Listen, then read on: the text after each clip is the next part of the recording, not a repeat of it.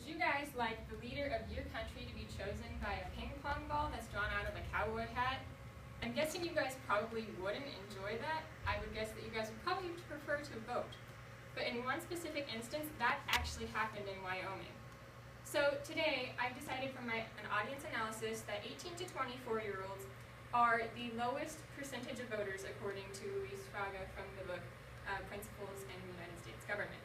So, since you guys are the lowest percentage of voters, and you guys are being impacted the most by the voting that's done, I decided that I should persuade you guys to vote so that your next president isn't chosen by a ping pong ball. And so today I will inform you of why voting matters with individual voters, why voting matters with the Electoral College, and voters being more successful people. So to start off, I guess I'll talk about that specific instance that happened with the ping pong ball and being chosen by it being drawn out of a hat. So what happened, according to Adam D. Arpino in the article 10 Instances Where Voting Really Mattered, in the 1994 election for the Wyoming House of Representatives, there was a tie.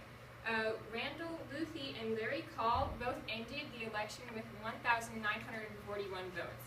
So they really didn't know what to do in this situation, and a tie rarely happens. So they said, okay, I guess that we'll have a recount of these votes. So they recounted the votes, and it had the same results, 1,941 votes. So what are they going to do in that situation? Have a revote?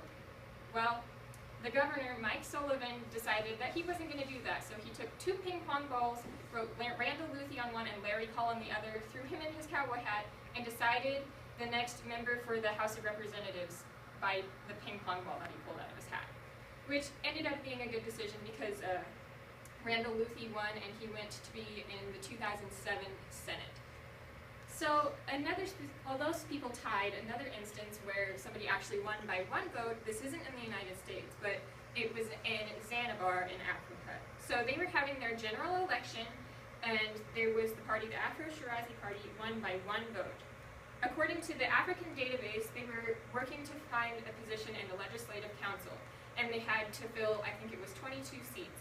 And at this time in the voting, they were 10 to 9. And that was all the votes that they had received as a group in districts, like 22 districts, and they have specific voters for those. And so what happened is they ended up winning by one vote. I think it was 1,537 votes to 1,538. And because of this, according to Adam D. Arpino from that original article, they were in a deadlock in this election for 5 months because people were so undecided about who should really win the election because they only won by one individual vote. So why I'm telling you this is that you guys really could make a difference. If you really want to have a say in who leads your country, you could be the one voter who makes a difference in that election. Now, to move out into my second point, some people say that, well, my vote in the United States doesn't matter because of the Electoral College. For those of you that don't know, the way the Electoral College works is every state gets a certain amount of votes. They combine the amount of representatives in the Senate as well as their House of Representative numbers to have an Electoral College vote. And how this works is those people that make up that group for the Electoral College choose their state's, or who their state is going to choose as the president. So a lot of people say that this doesn't really matter because those people in the Electoral College can choose somebody different for the representative of their state. But the reason this really does matter in the Electoral College, why voting matters in the Electoral College, is because most states have a requirement that whatever the voters in the state choose as their candidate, the Electoral College members have to choose them as the candidate for the state. And so a specific instance where this happened was in the election of 2000. According to Luis Fraga, and it was Florida's 25 electoral votes that decided who would be the next president.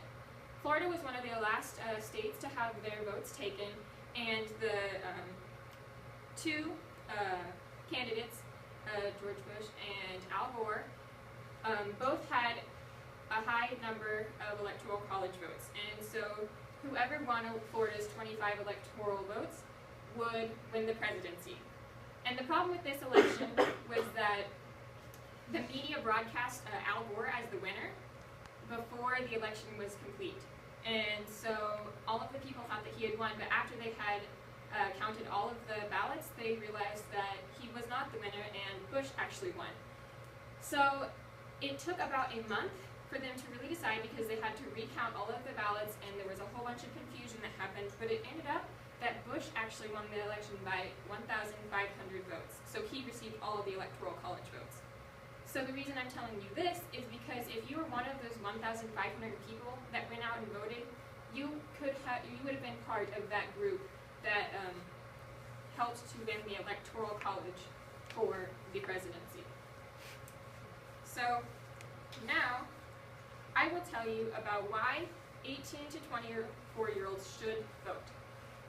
Since most of you in my audience are voters, voting age, or you will be voting age by the next election, I'm going to show you this chart about the 2012 voter turnout according to the U.S. Census Bureau, and the Texas districts that took this information from the U.S. Census Bureau. So what we're seeing here is there are different age groups here.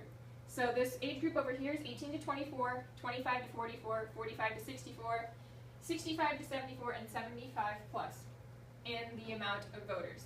Now what you see in the green, that's Texas, and the orange or yellow is the United States in general. So as you can see over here, 18 to 24-year-olds, only about 40% of them are voting. According to the U.S. Census Bureau, the reasons why 18 to 24-year-olds should vote is because that you guys are going to be the people that are impacted by voting the most. I mean, if you think about this theoretically, this is also according to the Knox County, Illinois voting districts page. If you look at this, 65 to 74-year-olds in general are the people who vote the most. And how many of you guys know people that have died before 65 to 74? I know quite a few.